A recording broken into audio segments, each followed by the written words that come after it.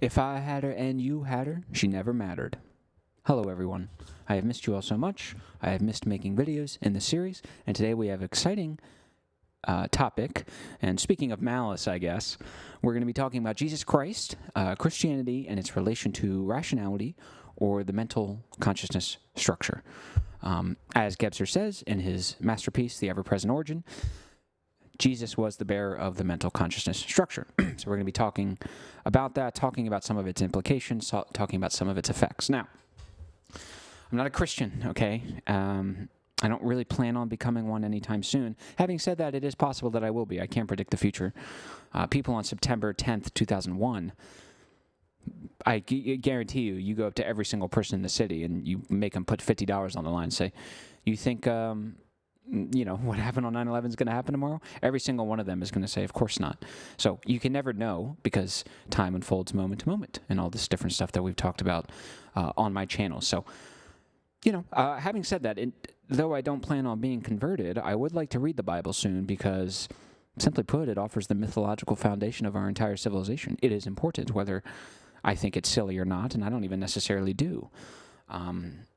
So that's kind of where I'm coming from. I follow...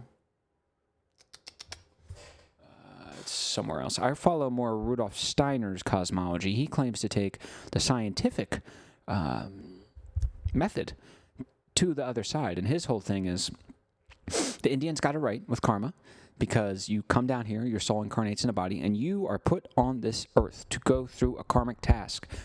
Coming out of that task, you will have learned a virtue, and then the reason why you do this in the first place is because they don't really have things like, they don't have suffering like that up there, not like we do. So they had to create this sort of world and have our souls incarnate in our bodies so we can learn to forgive our fathers or mothers. We can learn to be grateful after our accident left us amputated. I almost said decapitated. So that's kind of it's obviously a lot more to that. And we all reincarnate in groups, and you have a soulmate and all this stuff. And you, by the way, you chose your life.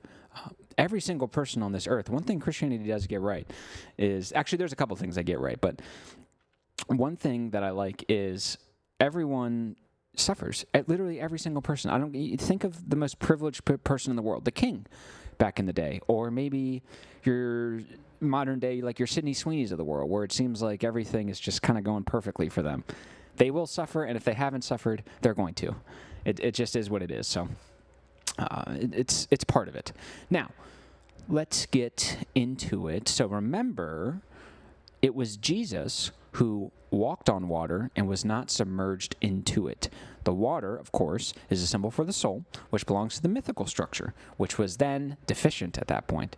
So Jesus walking on it, rather than falling into the deep end and being subsumed by it, is a symbolic signal that communicates that a transcendence has taken place.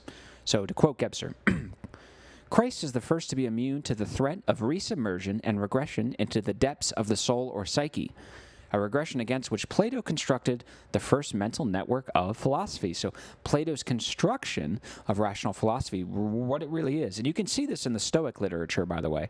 It is a fight against the deficient mythical magic, mythical and magic structure, but particularly the deficient mythical structures with all its delusions, with all of its narcissism, and just delusion is a good word because all these images are going, you can't differentiate between any of them. There's too many. You're being overwhelmed. You can't interpret them all. And now everyone's just sacrificing their entire tribe or civilization because their king had some crazy dream like in 300. So when Christ endured a shipwreck, he walked on the water, that is, stood over and above it. He has transcended the mythical structure, the deficient mythical structure, and now has awakened an efficient, at that time at least, mental structure.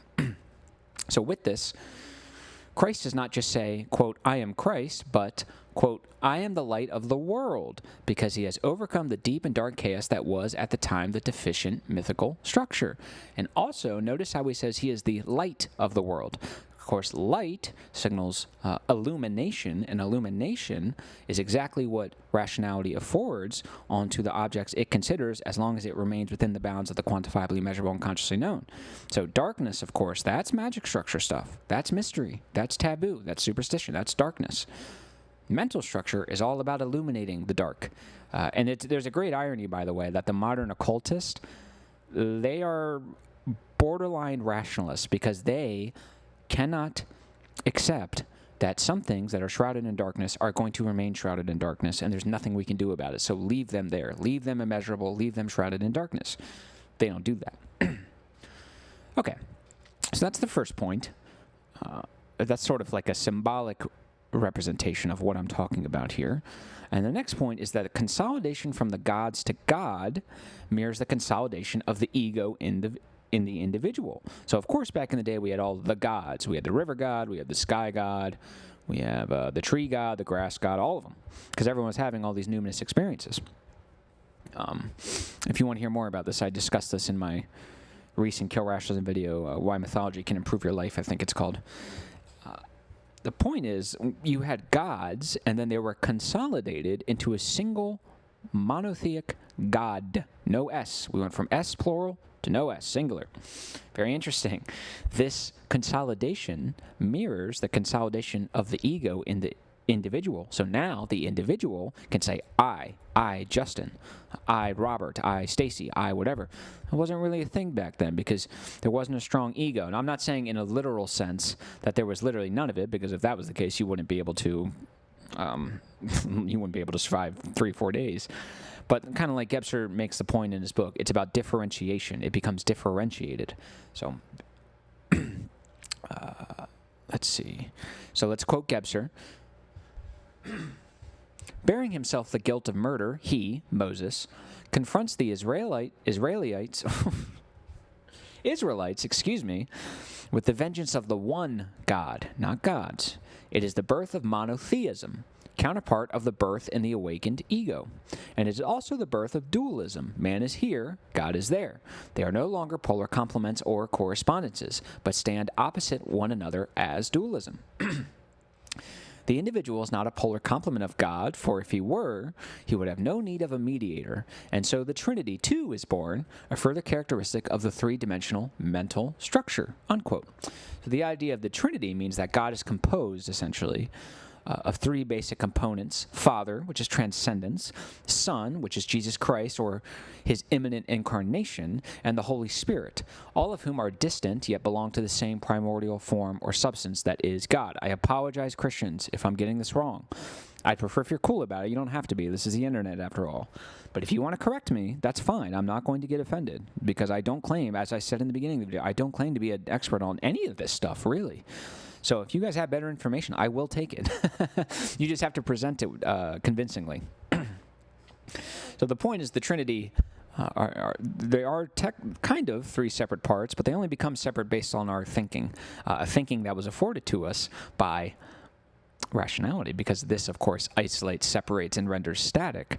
The Christian would say that's one way of viewing it, but in reality, they're all integral whole. I don't know if they'd phrase it like that, but that's essentially what they're saying. Obviously, when you say the Trinity, that very clearly represents a triangle, right? Obviously. And what is triangular thought? What mode of thought does that belong to? What structure of the collective unconscious does that belong to? Of course, the mental structure. So the importance of the Trinity. So not only do we have the walking on water and not being submerged into it, that's a symbolic signal. Not only do we have the consolidation of consciousness, or from gods to God, which is the same consolidation into the one ego, but now we have the Trinity. So we can very clearly see that the mental structure in Christianity, if not exclusively, has a very strong association with the mental structure, rationality, and all of its workings. Okay, so of course this happened after polar complementarity. If you follow my Gebser series, you should know this. I say after, but don't think that. Don't get lost on the causal sequencing here. When I say after, I don't mean that the mythical structure went away. That's not how it works. That's a ridiculous rationalist understanding of time, where the past is this distant thing that you put behind, and it grows in distance as you get older. That's bullshit, okay? That's not happening. The past is an efficacious phenomenon. So is the future. But anyways, so after, massive quotes, after that little disclaimer, the 2D flat circle was broken, and what replaced it was just these broken images. Man is no longer protected by the spiritual enclosure, right? So it's not man and God, it's now man or God. Because like Gebser says, with man and God, there's nothing to reconcile. It's like reconciling the yin and the yang. First of all, it's not going to be reconciled. It shouldn't be reconciled. If I were to use your language, it already is. There is nothing to reconcile. It's whole. There's a complement. I don't know what to say. So the pain of this split from complementarity to dualistic antitheses is attempted to be resolved by the Trinity. Heaven and earth have become two distinct realms. Quote, if God is utterly beyond and man is utterly below, how can there still be oneness between them? So now that we've imposed antithetical space between the two, remember, rationality means the whole point of the dualistic antithetical is that one negates the other, right, and vice versa. So now we have man isn't God and God isn't man. There is space that is filled by negating powers or functions or whatever you want to call it. How in the world can we synthesize this, if you will, and be sure that God's workings can touch man and man can touch God, at least in theory? We get the Trinity as a sort of reconciliation. The Trinity, the Holy Spirit, is what reconciles, I believe, maybe I have this wrong, but that reconciles the transcendence, God out there, and the immanence, man in here, so that these two connect and belong to the same spiritual world, and that they actually affect each other, and they're not just these separate, when you put them together, it's like oil and milk. They just, actually, I don't know, that's probably not the best example. Whatever, kind of like the Red Sea, right, just kind of parts, and there's no getting them back unless Jesus does it. So the Father, Son, Spirit triad is a conceptual linking of the unity that has now been lost thanks to the birth of the mental structure and rationality. Then kind of covered that. So let's quote Gebser again. Quote, Christ is the first to be immune to the threat of resubmersion and regression. Oh, excuse me, I've already covered that. My goodness, I apologize. Oh, how disorganized. All right, so here's another point about the connection between the I, the ego, and Christianity and rationality. So building off the gods to God consolidation, one of the big things about Christianity is it tries to get you to face the suffering of the world, whether it be your own or those of ones you love, or even just people of the world that you might not love, but you still have a basic amount of empathy for, is to face these sufferings with love. That is what we should do. Turn the other cheek, right? So anytime you see this bad stuff, you're supposed to face it with love. Turn the other cheek. Don't respond in hatefulness and evil and all this stuff. And notice, hold on, let me see what I'm saying. And there's a big split between the West and Christianity and the East and Buddhism. See, Buddhism says, no, face suffering by essentially negating the ego and reverting back to the unity that can be found in magical consciousness structure. For me personally, that's even before I even got into philosophy, let alone this Gebser stuff. That never sat right with me. It feels inhuman. It feels like, even back then, it felt like a regression. I didn't even know what it was regressing to. But the Christians are supposed to go forward and face it with love. There you go. And by the way, as a little praise of Christianity, this is the one thing I really do like about Christianity, that love is the sort of highest virtue.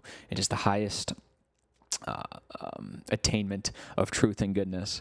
I think that's one thing that Christianity really, really, really gets right. Now, are people going to follow that? Not necessarily, but at least the theory is good.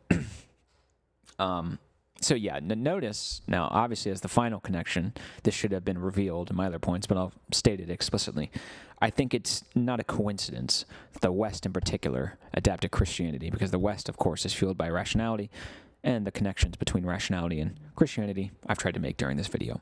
So now we're going to move on to Genesis, We're not going to go through the whole thing, but of course, this is on the seventh day, God rests, that story. This is the cosmogony, the Christian cosmogony. A cosmogony is a fancy, fancy mythological word that signifies a mythology of creation, a mythology of origin. It could be of the world, which it usually is. That's usually when that term is deployed or employed. Or it could be the origin of an object, maybe evil, maybe not an object, but a force, evil, good, stuff like that. So we'll start with God divided light from darkness. What does that sound like? God divided light from darkness. Division, of course, inherent to the mental structure, as evident by rational numbers. Why do we use 1, 2, 3, 4 rather than Arabic numerals or Greek numerals? Greek numerals, excuse me, or Roman numerals, not Arabic. The Arabs are where we got this stuff. So why do we use 1, 2, 3, 4? Well, because 1 can be divided to 1.1, 1.2, 1.3, or 1.01, 1.02, and then you can obviously keep going until infinity. So God divided light from darkness. One thing that is quantifiably measurable, God just known. Divided against another. There you go. All right, so let's read straight from Genesis. So this is Genesis 1:25. And God made the beast of the earth after his kind, and cattle after their kind, and everything that creepeth upon the earth after his kind. And God saw that it was good. 26. And God said, Let us make man in our image, after our likeness, and let them have dominion over the fish of the sea, and over the fowl of the air, and over the cattle, and over all the earth, and over every creeping thing that creepeth upon the earth. So God created man in his own image, and the image of God created he him. Male and female created he them. 28. And God blessed them, and God said unto them, Be fruitful, and multiply, and replenish the earth, and subdue it, and have dominion over the fish of the sea, and over the fowl of the air, and over every living thing that moveth upon the earth. I'm going to requote this one line. Let them have dominion over the fish of the sea and over the fowl of the air. This dominion seems to imply not only power drives found in the magical structure, but the fact that space has now been objectified. And if man can objectify space, then he must have space. He must do as exactly instructed in Genesis. Claim the land that is rightfully yours and rule over it, whether other people occupy it or not. So, kind of like I said, in addition to just the drive for power, that's obviously the magic structure. That's not purely the mental structure, but remember the close affinity between the magic structure and the mental structure. So now this power drive is being consciously directed and oriented. Not only that, it's being consciously directed to conquer space, because Magic Man would have no conception of, quote, having dominion over the fish of the sea and over the fowl of the air. They would only have an understanding of what is in their immediate nexus. Like, I'm talking whatever can be encompassed visually. They don't have an understanding of what it means to conquer 500 miles and stop there because of whatever reason. They don't know that, right? They're driven by automatic instinct, whereas this seems to imply a conscious directing act. Not only that, one that objectifies space and masters it. And of course, this is all compounded by the fact that, let's say, the Christians colonialize a particular country or a particular village or whatever. Well, they don't follow the one true God, right? And remember, it's not the gods, it's the one God, and you're insane if you think the one God is going to have less knowledge or claim to objectivity or truth or whatever you want to call it than the gods. That's not going to happen. So that's not good. Quote, let's quote John L. O'Sullivan. It is our manifest destiny to overspread the continent allotted by Providence for the free development of our yearly multiplying millions. What does that sound like? That sounds to me like let them have dominion over the fish of the sea and over the fowl of the air, etc. That sounds to me,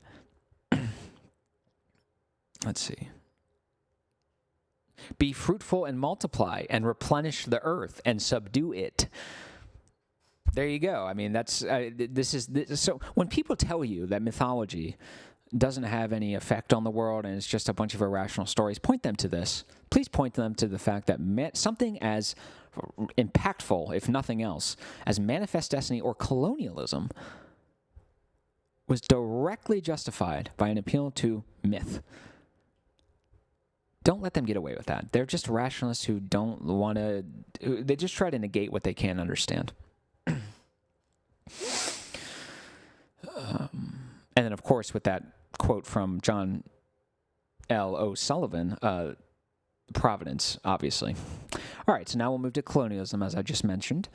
When you're instructed to subdue, quote, subdue the earth and exercise dominion, it shouldn't come as a surprise that colonialism is what you're going to get.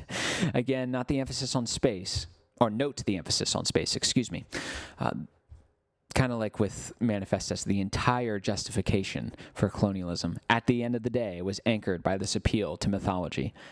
And you can say, oh, well, this happened back in the day. It's just as powerful now. We just choose not to acknowledge it because it's not rational. So in summary, if Jesus was the bearer of the mental structure, we would expect to find some sort of emphasis on space and other aspects commonly associated with the mental structure. So obviously, space and the ego. As well as this sort of directing consciousness and division. Remember, we divided light from day. So that's actually going to be all today. I know this is relatively, at least, is on the shorter side for my videos, but this is just a fun video connecting Jesus and the mental structure. These are the irrational integral connections we can make. Thanks to Gebser for providing us the tools to make them. I love you guys. Please let me know if you guys are interested in me doing more stuff like this. And I will see you soon. Let me know if I got it wrong, by the way. If you're a Christian watching this, which, by the way, you are more than welcome here. You just got to be cool.